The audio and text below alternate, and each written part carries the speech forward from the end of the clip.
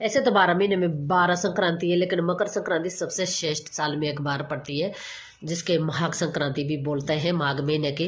तो हेलो नमस्कार, मैं मीरा चौहान, सभी को मकर संक्रांति की बहुत बहुत बधाई।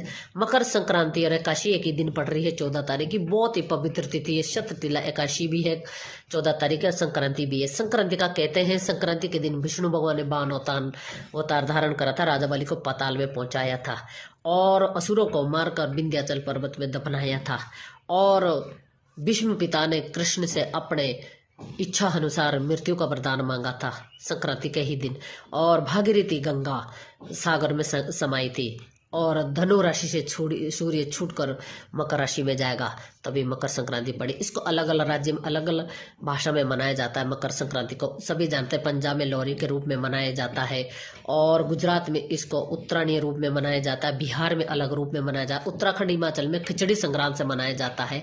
मकर संक्रांति के नाम से भी मनाया जाता है। बहुत पवित्र है, दान पुण्य स्नान अन्नदान भूमि दान, जिस चीज़ का भी दान करना है तो उसके लिए भी पवित्र बताया गया। कहते हैं कल एकादशी का व्रत है, हम खिचड़ी नहीं खा सकते। जिसका व्रत है वो तो अन्न खा ही नहीं सकता, वर्जित है अन्न एकादशी में, लेकिन जिसका व्रत नहीं वो खिचड़ी खा सकते हैं। गुड़ और तिल का बहुत बड़े महत्व में बताया गया है। इसमें यूपी में गुड़ और तिल का इतना बड़ा बकरा बनते हैं, उस बकरे को पूजा जाता है, फिर उसको काटते, फिर प्रसाद के रूप में उसको सब बांटते हैं। हमने खुद देख रखा है। तो बकरे काटने का रिवाज भी कहीं ना कहीं पहले से ही बना हुआ है, चाहे वो किसी भी चीज़ का हो।